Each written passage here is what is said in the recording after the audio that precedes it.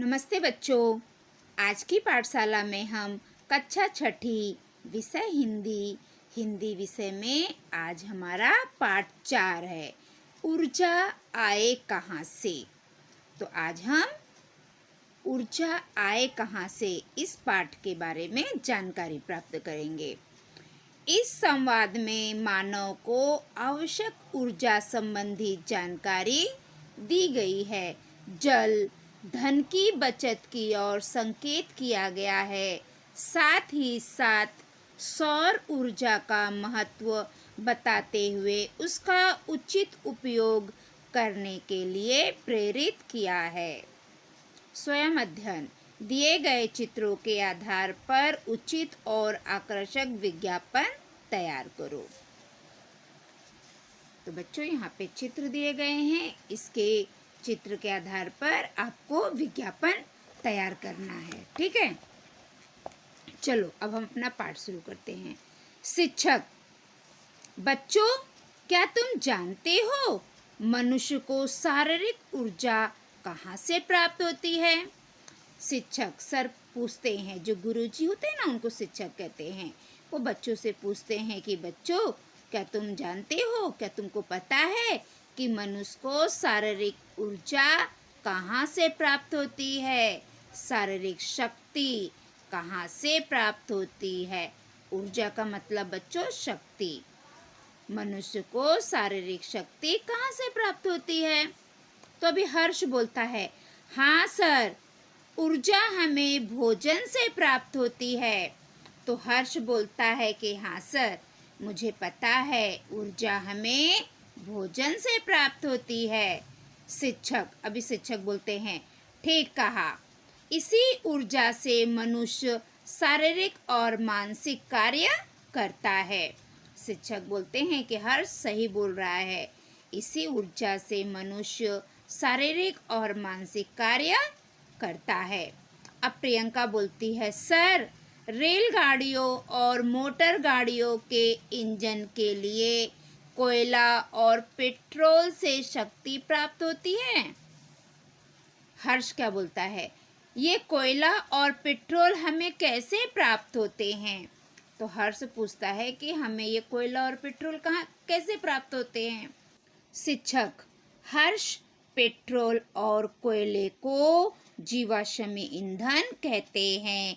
यह जीवाश्मी ईंधन कोयला उन प्राणियों और पेड़ों के अवशेष हैं जो आज से करोड़ों वर्ष पहले जल या थल के किसी विनाशकारी भूकंप या समुद्री महाचक्रवात के शिकार हुए थे।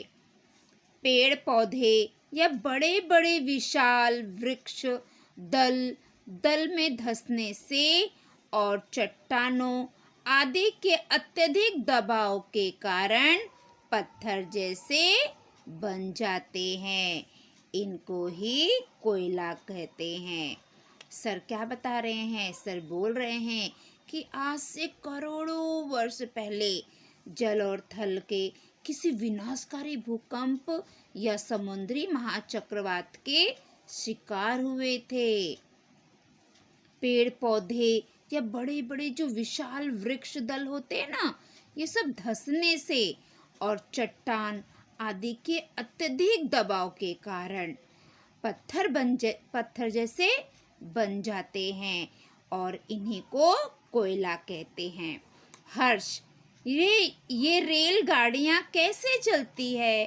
फिर हर्ष पूछता है कि ये रेलगाड़ियाँ कैसे चलती है।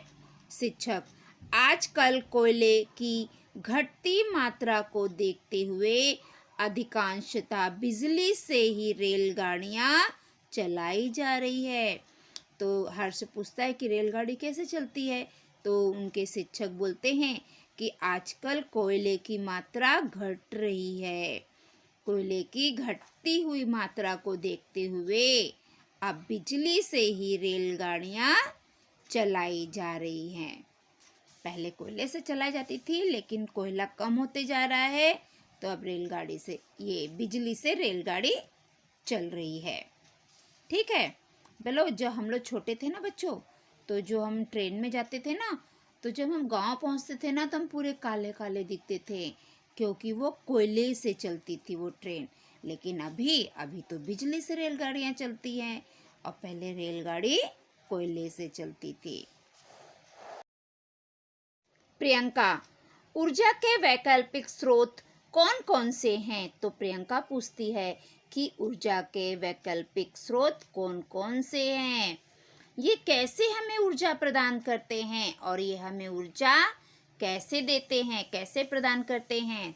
अब शिक्षक बोल रहे हैं, ऊर्जा के वैकल्पिक स्रोत मुख्यतः जल, वायु और सूर्य हैं। ऊर्जा के जो वैकल्पिक स्रोत है ना बच्चों, वो जल, वायु और सूर्य है। सूर्य तो हमें ऊष्मीय और प्रकाशीय ऊर्जा निःशुल्क प्रदान कर रहा है। बच्चों, सूरज से हमें ऊष्मीय मतलब गर्म, है ना, और प्रकाशीय मतलब प्रकाश, उजाला।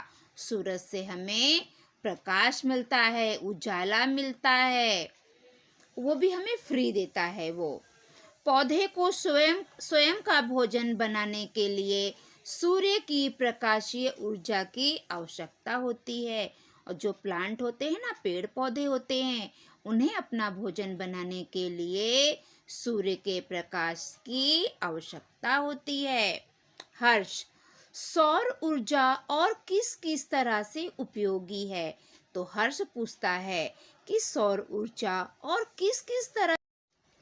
शिक्षक, सोलर कुकर, पानी का हीटर आदि ऐसे उपकरण हैं जो सौर ऊर्जा पर आधारित हैं। शिक्षक कहते हैं कि सोलर कुकर और पानी का हीटर ये ऐसे उपकरण हैं जो सौर ऊर्जा पर आधारित है।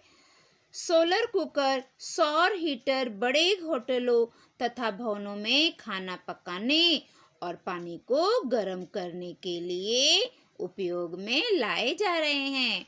सौर ऊर्जा से विद्युत शक्ति उत्पादन की दिशा में कार्य तेजी से हो रहा है, जो सीधे सूर्य की ऊर्जा से विद्युत का निर्माण करते हैं, जो सीधे सूर्य की ऊर्जा से विद्युत का निर्माण करते हैं। तो अभी प्रियंका पूछ रही है, सर सवाल यह उठता है कि सोलर कुकर ऊर्जा के किस सिद्धांत पर कार्य करता है? तो प्रियंका पूछती है कि सर ये जो सोलर कुकर है ये ऊर्जा के कौन से सिद्धांत पर कार्य करता है? क्या सोलर कुकर की रचना बहुत सरल होती है? प्रियंका पूछती है कि सर क्या सोलर कुकर की रचना बहुत सरल होती है क्या? अब शिक्षक बोलते हैं, हाँ प्रियंका, इसकी रचना अत्यंत सरल होती है। शिक्षक बताते हैं कि प्रियंका, इसकी रचना बहुत सरल होती है। ऊपरी भाग में काला तल होता है, जो ऊपर का भाग होता है उसमें काला तल होता है, जो आने वाली संपूर्ण सौर ऊष्मा को अवशोषित कर लेता है।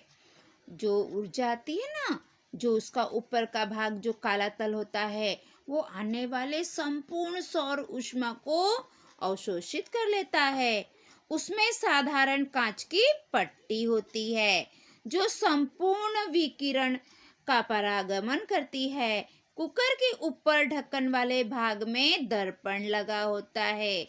जो कुकर का ऊपर का भाग होता है ढक्कन वाला, उसमें दर्पण लगा होता है, जिससे कुकर के काले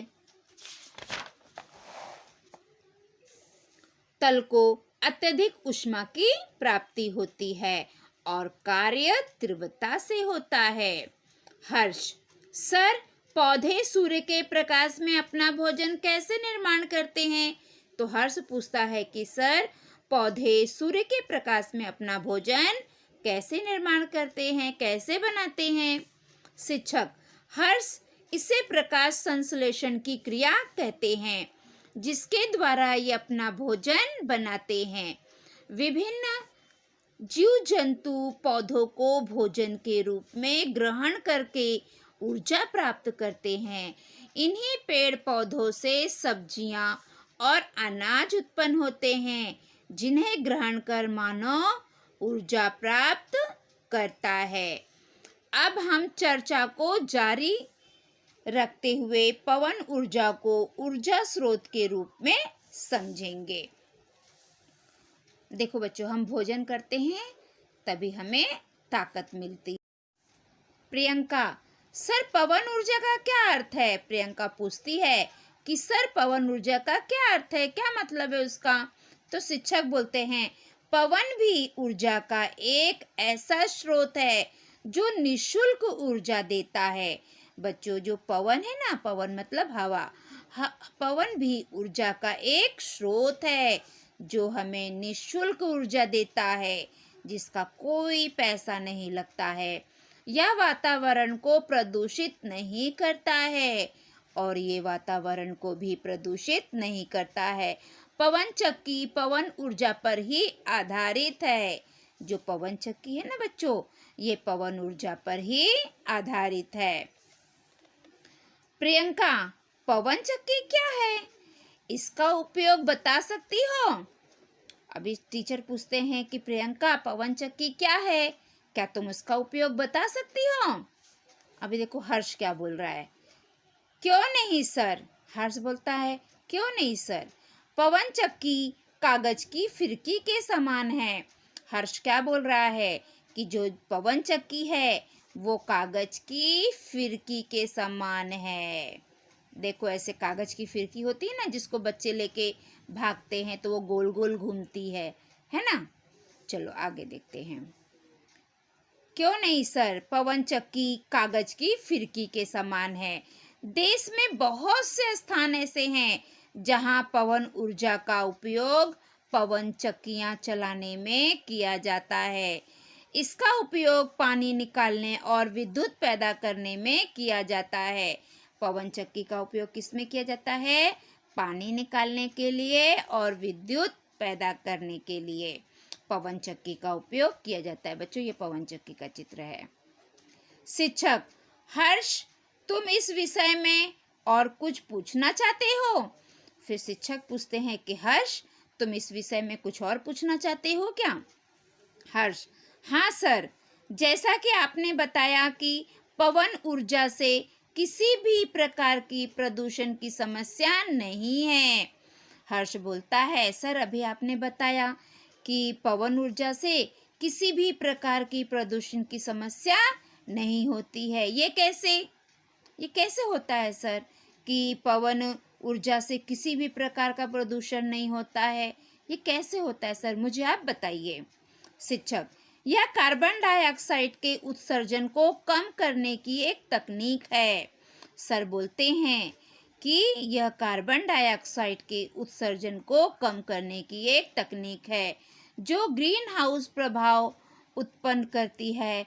कभी ना समाप्त होने वाली यह पवन सुगमता से वातावरण में उपलब्ध रहती है तथा सूर्य की ऊर्जा से ही पवन ऊर्जा सतत नवीकृत होती रहती है।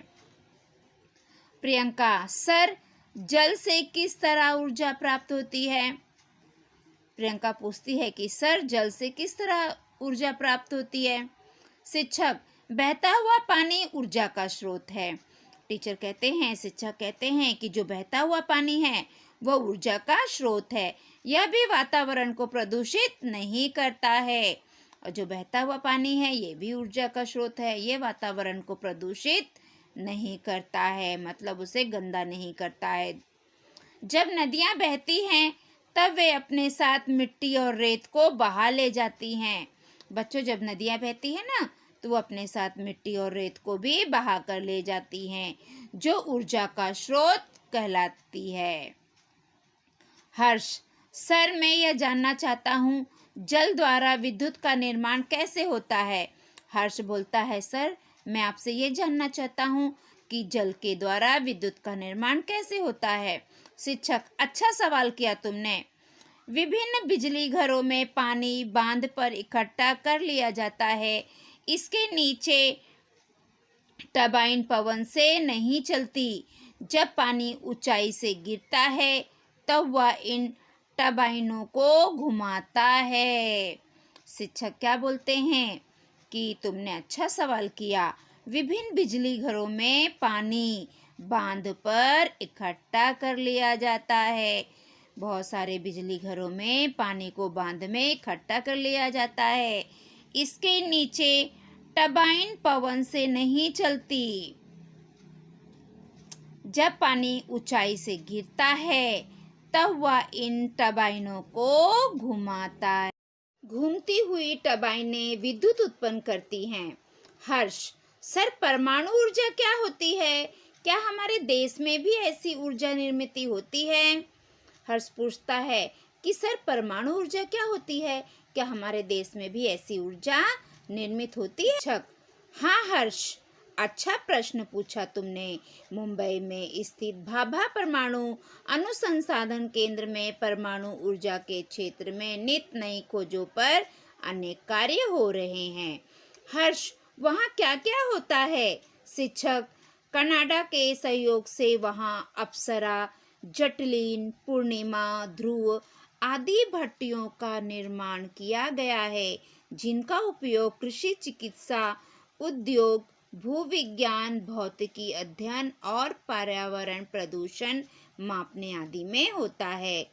परमाणु ऊर्जा विश्व में खनिज ईंधनों की आपूर्ति में कमी ही नहीं बल्कि पवन ऊर्जा, सौर ऊर्जा एवं अपारंपरिक ऊर्जा स्रोतों की भविष्य में होने वाली कमी भी वर्तमान में परमाणु ऊर्जा के महत्व को सार्थक सिद्ध कर रही है।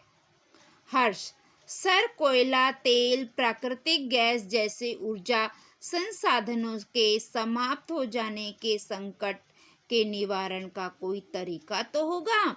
हर्ष पूछता है कि सर कोयला, तेल, प्राकृतिक गैस जैसे ऊर्जा संसाधनों के समाप्त हो जाने के संकट के निवारण का कोई तो तरीका होगा? शिक्षक, हाँ बिल्कुल है। हमें इन ईंधनों का उपयोग तब करना चाहिए जब और कोई विकल्प ना हो। शिक्षक कहते हैं कि हाँ बिल्कुल, हमें इन ईंधनों का उपयोग तब करना चाहिए जब कोई भी विकल्प ना हो, कोई दूसरा रास्ता ना हो। हमें ऐसी तकनीकों का विकास करना चाहिए जिसके द्वारा हम सूर्य तथा जैव द्रव्यमान जैसे ऊर्जा स्रोतों से ऊर्जा प्राप्त कर सके। हमें से प्रत्येक का यह प्रयास होना चाहिए कि ऊर्जा का अपव्यय ना हो, ऊर्जा का फिजूल खर्ची हम ना करें।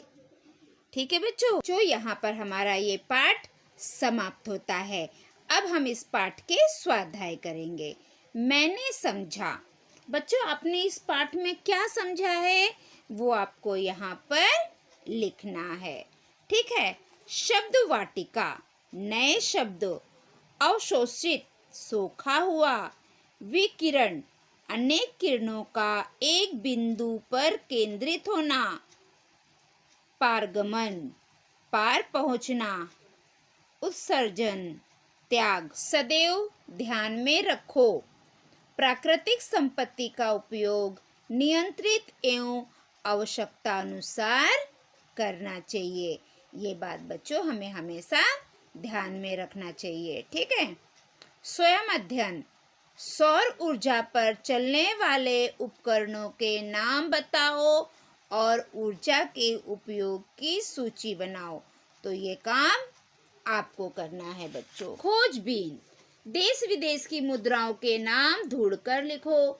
बच्चों, आप गूगल पे जाइए और सर्च करिए और देश विदेश के मुद्राओं के नाम ढूंढिए और अपनी कॉपी में लिखिए। सुनो तो जरा, रेडियो पर दिए जाने वाले शिक्षा संबंधी विज्ञापन सुनो और सुनाओ। तो बच्चों, आप रेडियो अगर आपके पास है तो उसमें आप शिक्षा संबंधी विज्ञापन सुनो और अपने घर के बड़ों को सुनाइए। बताओ तो सही, पारंपरिक ऊर्जा के सभी साधन समाप्त हो जाए तो बताओ बच्चों क्या होगा? तो जो होगा वो आप अपने विचार अपने कॉपी में लिखिए। वाचन जगत से, समाचार पत्र से खेल समाचार पढ़ो और किसी महीने के खेल समाचारों का संकलन करो। तो बच्चों, जो न्यूज़पेपर आता है ना, समाचार पत्र, उसमें खेल के बारे में भी लिखा रहता है, खेल का समाचार रहता है। तो जिसमें खेल का समाचार लिखा है ना, उस पेज को आप कट करो और अपनी कॉपी में चिपकाओ। ठीक है बच्चों, तो ये आप करिए। मेरी कलम से दादी जी का जन्मदिन मनाने के कार्यक्रम का लिखित नियोजन करो। बच्चों, आपकी दादी जी का जन्मदिन है, आप उस जन्मदिन को कैसे मनाओगे? कौन कौन से कार्यक्रम रहेगा उस सब का आप नियोजन करिए और अपने कॉपी में लिखिए। ठीक है बच्चों, चलो आगे। सही गलत चिन्ह लगाओ। बच्चों अगर सही है तो हम सही का चिन्ह लगाएंगे और गलत है तो हम गलत का चिन्ह लगाएंगे। ठीक है। पहला, मनुष्य को भोजन से ऊर्जा प्राप्त होती है। सही। दूसरा, रेलगाड़ी को पेट्रोल से शक्ति प्राप्त होती है। गलत। तीसरा, सोलर कुकर पानी का हीटर पवन ऊर्जा की उदाहरण है। सही। भाभा परमाणु अनुसंधान केंद्र मुंबई में स्थित है। सही। विचार मंथन, सौर ऊर्जा, अक्षय ऊर्जा। आप विचार करिए, देखो जैसे बच्चे विचार कर रहे हैं आप भी करिए और अपनी कॉपी में लिखिए। तो बच्चों यहाँ पर हमारी ये पाठशाला समाप्त होती है। आपको ये पाठशाला कैसे लगी आप मुझे कमेंट करके बताइए। आप लोगों ने मेरी पाठशाला यहाँ तक देखा उसके लिए बहुत बहुत धन्यवाद। अगर आप मेरे पाठशाला में नए हैं तो मेरे पाठशाला को लाइक करिए, सब्सक्राइब करिए, कमेंट करिए और अपने दोस्तों में ज़्यादा से ज़्यादा शेयर करिए ताकि मेरी पाठशाला का लाभ सभी बच्चे ले सके। अगर आप मेरी पाठशाला देखते हैं और आपने अभी तक सब्सक्राइब नहीं किया है तो सबसे पहले आप मेरे पाठशाला को सब्सक्राइब कर लीजिए और जो घंटी का चित्र है उसे ऑन कर दीजिए ताकि मैं जो भी वीडियो डालूँ वो सबसे पहले आपको मिले और आप अपनी पढ़ाई कर सको। तो बच्चों अगली पाठशाला में हम कल फिर मिलेंगे, तब तक के लिए बाय बाय बच्चों।